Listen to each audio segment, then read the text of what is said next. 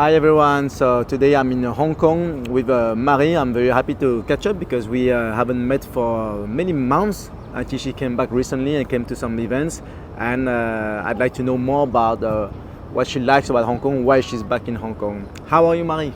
I'm doing great. Thank you, Mark. Happy to be here. Yes. And thank you for that opportunity to share.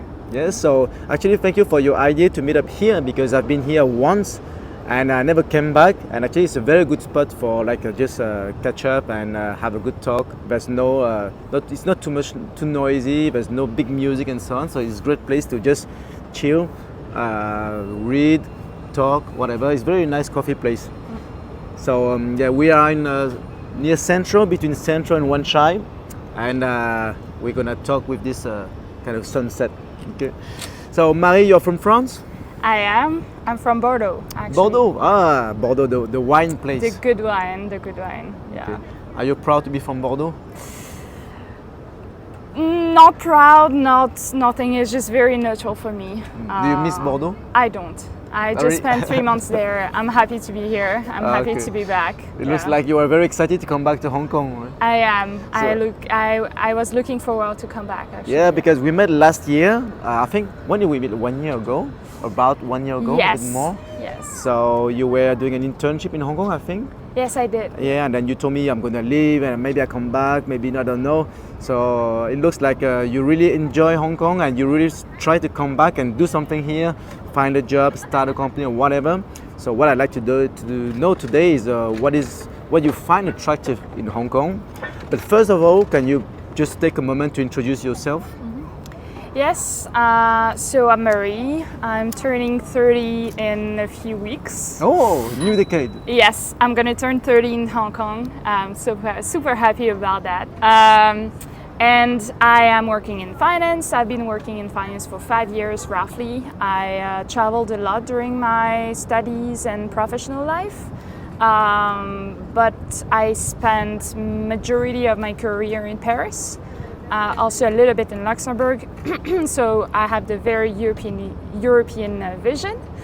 And a year ago, I decided to quit everything in Paris and to travel the world, do a world tour, but on a professional level. So this is how I actually ended up in Hong Kong. I did a 3 months internship here with a guy called Rob Sheridan that owns an investment fund. And I continued my trip for 8 months, and at the end of it, I decided that Hong Kong was the place I wanted to be. Okay. And why did you end up in Hong Kong at the first place? Because you looked for an internship, you found it here, you had different options and you chose Hong Kong, or what brought you to Hong Kong specifically and not like Dubai, New York or other places? So I met the guy few months before I actually left, and he offered me an internship here, so I decided to come. Okay. It was just the opportunity. Just offer and yes, I didn't know anything about Hong Kong before. I never imagined I could actually live here. For me, it was more, the American dream or even London, but never Hong Kong. So yes. So what was your idea of Hong Kong before? Like you said, it was the American dream. Like many young French girls, maybe you dream about going to America, to Canada, and so on. Maybe you don't think about Asia or China. So when that person offered you an internship in Hong Kong, what do you think? What comes to your mind? Noodle, Chinese food, and whatever. What do you think about it? Honestly, I don't remember. I think I didn't think too much. I was excited about the work opportunity, and I remember I looked up on the internet some places to stay, and I was like, wow, that's very, very different from the places I've been living in France and in Europe. Expensive, it looks small. Expensive, but I expected it.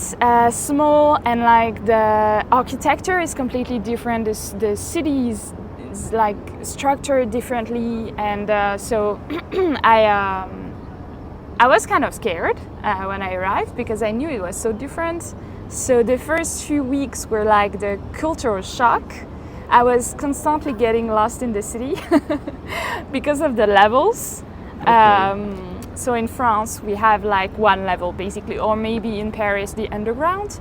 But that's it. You know, you just look at the numbers on the street and you go. It's straightforward. You find the street and the number, and that's it. Yes, here it's underground, the street ground, and you have also some passerelles, like the little tunnels, and then inside the buildings you also have ways. So it was kind of a maze for me. But I got addicted to the city. So You like the big cities? I love big buildings and so on. Yes, I do. Because I know some French people, they don't like it, but I like traditional house, village, and so on, small cities. But you enjoy this place, like it's fast-paced, it's big buildings. Yes, I do. I love living in Paris. I always wanted to live in the capital, so yes, I do. But what I found very special here, it's the mix of super urban environment. In central, even in here, you can see it's like constantly flowing cars, but a few minutes away by subway, MTR, you can get to a mountain or you can get to a beach, and that is amazing. That is so unique. Yeah. Okay, so how do you find like life in Hong Kong? It means in terms like every day. Talking to people, going to the restaurant and so on. Is it easy? Is it convenient? Especially also for European girl? Do you manage to? Do you speak Chinese? I don't. I know 2 words in Cantonese and a few more in Mandarin because I studied in school. Not bad words, right? Good words. No, good words, good words. But I never use it. I really literally never use it. And it's fine. You can live in Hong Kong with just English. Absolutely. Sometimes just French. Sometimes. No, I try to avoid them. No, I never had any trouble with the Chinese, and I find it very easy to actually meet people. It's never been that easy in my whole life, even when I was in France. Yeah, because you just have the whole world is here. So. If you have a hobby, or you like, for example, salsa, or you like chess, or you like to, martial arts. Go out, martial arts, you always have something to relate to, and people are super open-minded as well. So it's a very inclusive city. Yeah, because some people might think like they don't want to go to China, they don't want to go to Hong Kong because maybe it's hard to make friends and so on. But you confirm that it's fine for you. Oh yeah, it's super fine. I never expected to have, in 3 months I built a social network, and it was enough for me to say, okay, when I come back, I'm gonna, meet my friends, and I'm happy about it. So it's very easy. Okay, so let's talk about serious stuff now. What are you doing here? Are you working? Are you starting a company? Or what are you doing? So I'm starting a company actually. I started it in France a few months ago, but I'm planning to move it here. And I'm here just for a few weeks now, but it's just to come back later to settle here already. Okay, so you become an entrepreneur. Yes. So you don't want to look for a job anymore. You create your own stuff. Yes. It's decided for sure. Yeah. You have your vision. You see how things have to go. You create your own baby. Yes. So what is that baby? What is the concept? So I'm basically launching an investment research company for investors to go look on it, to look for information basically. My specificity is that I target only equities and as well funds. So the idea is really to gather information on the ground and then deliver it to investors rather than looking for opportunities on screenings and data and past reports. So yeah, it's basically live information for investors. Okay, it's like Bloomberg's or stuff like this, like sharing some information, but you do something specific.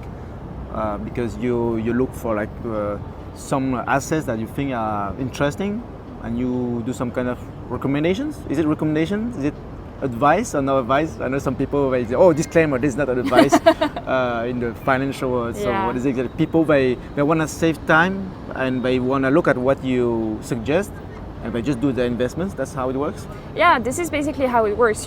So a typical day for an investor is just sitting at a desk and looking at reports, looking at Bloomberg, but with them, we have data everywhere these days. We have too much. Too much. You condense And it. Yes, exactly. So my goal is basically to find a signal in the noise. This is what we like to call it.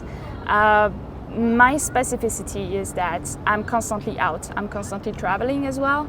So I get the temperature where I am. For example, I was at a conference last week about Chinese quant funds, and this is like a vision nobody can have in France, for example, because we don't have access to that. Yeah. So you give that access to people who are in France, maybe to see them, show them what's happening here. Yes, exactly. So it's a mix between media and investing, if you want. Yeah. And You're doing the same thing as me with politics. Yeah, or basically. expats, right? Basically, you try to yes. see what people cannot see, and you bring them what looks interesting, because you cannot bring everything. Yes. You select what you think is worth sharing. Yes. Okay. Especially when it challenges the status quo, Okay. And also, people can ask me to do work independently. Like, okay, I want you to look at that. They hire you for something specific. They need more information on that. Okay. Yes. And you look for it. Or maybe you go. Maybe they can ask you, oh, can you go to that conference? I pay you the travel fee, and you go like this, and you go and you make a report for them. That's possible, right? Yeah, it's possible. Okay. Yeah. Or just look for this information. I'm stuck on that case. I would like you to investigate a little more. Oh, okay. And so actually, if I know investor looking for something like this, I can connect with you. yeah, you can. And I get a commission, right? Okay, we can arrange Okay, if that. you're looking for investments, you can contact Marie. Contact me first, and okay, interesting. Okay, so who are your clients? Big investors, how much money they have, how much money they handle, or it can be anyone? So I focus on professional investors, so institutions or private wealth advisor, things like that. Because I have another venture that is going to start next year, especially for retail investors, but for French retail investors, because I want to bring as well something there. But this one is purely for professional investors. Okay. And what about just like normal people, like expats in Hong Kong? They saw the video, they say, oh, I have like, maybe they have small amount, if they have like 10,000 euro they want to invest, they can contact you? They can.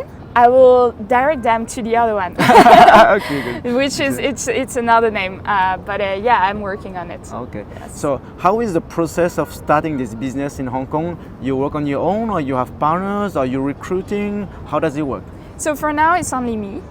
Because I'm still in the process of launching it. So now you kind of freelance. Yes, like, exactly. Yeah.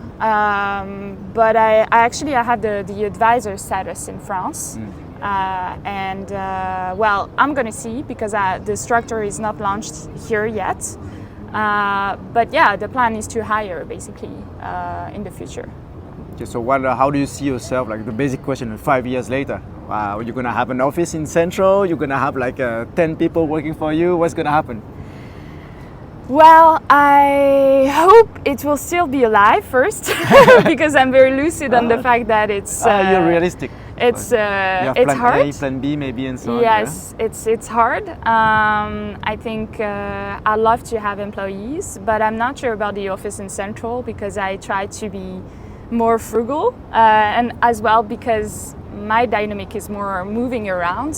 So, you're like me, actually. Yeah, so I'm like, okay, I can employ people, but I'd like them to as well travel a lot, be nomad. You could end up in Koh Samui next week, or in Bali the week after, and work from your laptop. Actually, you could be a kind of digital nomad. Like yes, that. yes. So, but you need to meet people. You can need to go to conference and so. But you need to be flexible about where you are. Yes, okay. Makes sense. Capture the opportunities on the ground. Okay, so. But yeah, you chose Hong Kong because of the reasons you mentioned.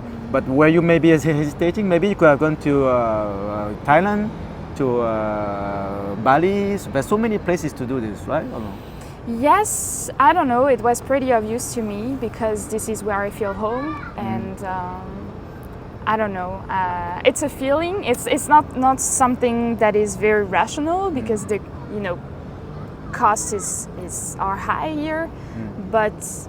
I don't know, this is just, I think when you try to launch a business, there are a few things to consider, but one is, okay, it might cost a lot to live here, but maybe if I'm not here, I will not actually succeed in doing it. So yeah, this is a little bit my view. Yeah, there's a few things you need to know you want to do, and the rest comes along the way. Like I don't know who said that before, but like if you wait to have 100% of all the information you're sure to start a business, you never start it. You need 5% to know, and 95% is you find it along the way. If you know that now you're happy and you find the energy and dynamic in Hong Kong, and everything else is gonna come naturally. You'll see. Okay, cool. So, well, so far happy in Hong Kong, settled down. You said like you don't miss French too much, but how do you sort this out? What about your family and friends? They're asking you now, like maybe they're gonna see this video, but they're worried about what? Yeah. So, mom, dad, I'm fine. No, I think they saw me happy here. Through videos, and also I can see it's the authentic happiness. Yeah, they like the dynamic I'm in. It's I think they know, so they are kind of sad that I'm leaving, but they are happy for me, I guess. Are they gonna come to Hong Kong?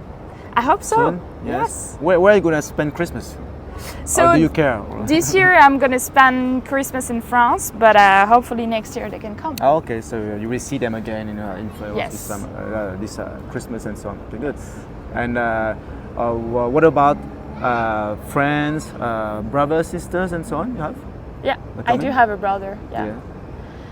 Yeah, they are sad, but it's my life, it's short, and I must enjoy it. I don't want to regret anything. I spent enough time in France, and I was not very happy. So it's my turn now to live my dream. How is the life of a French girl in Hong Kong? Do you find it easy to meet people, like what you said already, for friends and so on? But may I ask you a personal question? How do you live alone? Do you find it easy to meet guys and whatever? Do you meet more Western guys, Chinese guy? What about this? So I'm living alone, actually a flat sharing with very nice roommates. French? So one French, yes, okay. One French, and the other was German. He left today. I'm here for only like 2 weeks, so I didn't really have time to do the date scene and everything. But last year I found that pretty easy, yes, through dating apps mainly, but also through friend of friends, dinner. It's like a very dynamic city, so if you want to meet people, you will meet people. It's basically what I say. So I'm not very focused on that right now because I'm launching the company. Priorities, but I'd love to meet a guy here in Hong Kong. It would be great. Yeah. Would you stay here for like 10, 20, 30 years, make your life here in Asia? Is something possible for you, or for you something like some kind of experience, build a company, make some money in Asia, but then go back to France because you feel more like you have a European identity? How do you project yourself? So, I don't really know. The only thing I really know is that I want to be here now. I don't see myself going back to France anytime soon, to be honest. If I settle here, it's for long term. That's my view. I truly think that my mindset is very much aligned with the mindset here. So what mindset is that? Hungry people, hungry for getting better every day, hungry for meeting great people, launching a business, be successful. The fast pace, you like it, the environment. It's fast paced, but it's more like also very positive. There is hope. People are very welcoming.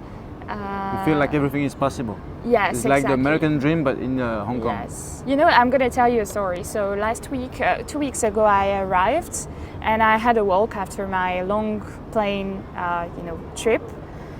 And I walked here, and I saw that tower over there. IFC. This one. Oh, no, ICC. Yeah. And there were written in it some words like hope, value time, and infinite possibilities. Yes. And aim at the goal. And I was like, okay, I'm at the right place. This is my place. Okay. I'm happy with that. If you compare to France, would you say that in France it's more like easygoing, slow, some people I interview, they say, oh, there's too much taxes. If I do this, I cannot do anything in France and so on. Is it like, do you relate to this? Yes, I do. I think for me it's a little bit less true because I'm at the beginning of the journey, so I haven't seen the impact of the taxes, even You though haven't paid taxes in France yet? I mean, so. yes, I did for 5 years, and it was too much. But I didn't earn that much money that you can earn here, so I don't see like I didn't suffer that much. But you've seen enough to see the future, like there's more prospects here. Yes, for me it's more like the ecosystem and the mindset and the darkness of it that pushed me away, and the finite possibilities actually, because I reached a point where I had a very nice job and I was very successful, but I was like, so what's next? I'm gonna stay, like the upside potential was very limited, and I felt stuck, and I said no, I need to leave. So. Feeling limited, feeling stuck. Yes. Okay. Yes. What about the life in France? What do you think about the situation now? Like, sometimes I interview some people, they feel like, even including like the Chinese people, when they travel to France, they feel like it's not very safe and this and that. What do you say about this? And I guess, do you feel more safe as a woman in Hong Kong than in France? Yeah. Oh, definitely, yes.